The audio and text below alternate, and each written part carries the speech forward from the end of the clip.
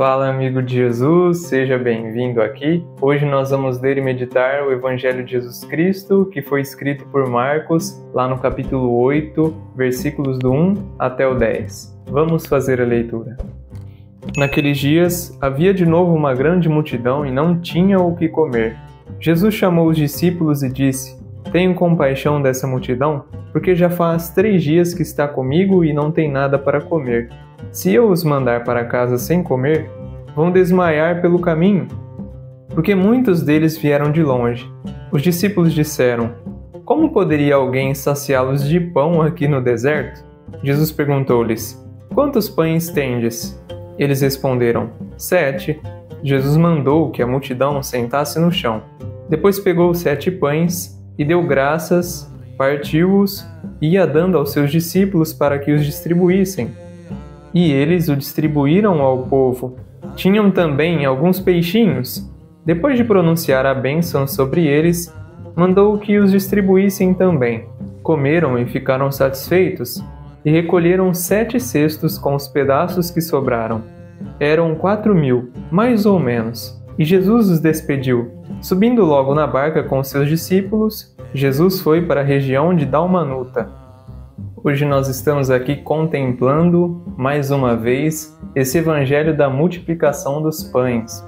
E nós temos esse episódio acontecendo no Evangelho de Jesus Cristo 2 vezes. Temos 2 momentos da multiplicação dos pães e dos peixes. Hoje aqui no Evangelho de Marcos, nós vemos a multiplicação dos 7 pães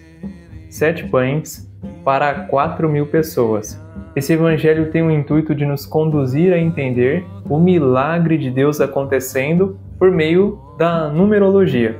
E não que nós vamos basear a nossa vida na numerologia, mas mostrando para nós que a Bíblia, a palavra de Deus, ele se revela e mostra a amplitude do seu poder através desses símbolos que ele deixou para nós nas Sagradas Escrituras, para que nós estejamos atentos a como Deus age no mundo e na nossa história. Hoje nós temos aqui o número 7 e também o número 4.000. 7 pães eram o que os discípulos tinham ali para alimentar uma multidão num lugar tão escasso como um deserto. Eles perguntam até para Jesus: como que nós vamos fazer para alimentar essa multidão num lugar como esse, tão escasso? E Jesus pergunta: quantos pães tendes? Eles dizem: 7. E então, a partir desse momento, Jesus pega aquela multidão e começa a colocar ela como espectadora da ação de Deus acontecendo na vida daquelas pessoas. Percebe? 7 pães, o número da perfeição,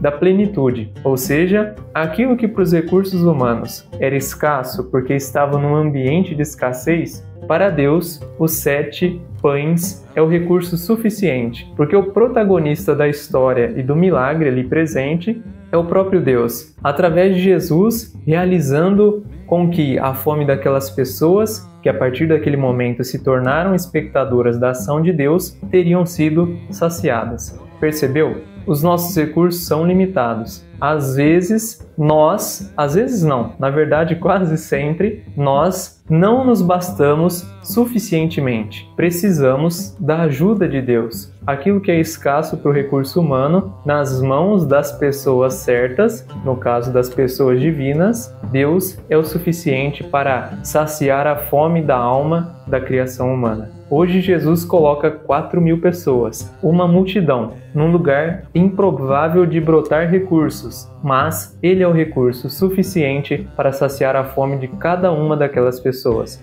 No entanto, o Evangelho no final mostra que todos ficaram satisfeitos. Podemos tirar uma grande lição desse Evangelho. Deus, na sua plenitude e perfeição, é o único suficiente para satisfazer os desejos humanos. Por mais que tentemos, por mais que na vida nós lutemos muito, nós não nos bastamos sozinhos, precisamos da ajuda dele. E por isso, basta a nós reconhecer a necessidade de depender dele, porque a exemplo de Jesus, nós vemos, ele olhou para o alto, agradeceu a Deus Pai, mostrando que é dele que precisamos. A nossa vida, a nossa confiança precisa e deve estar sempre em Deus, porque é nele que encontramos o nosso descanso.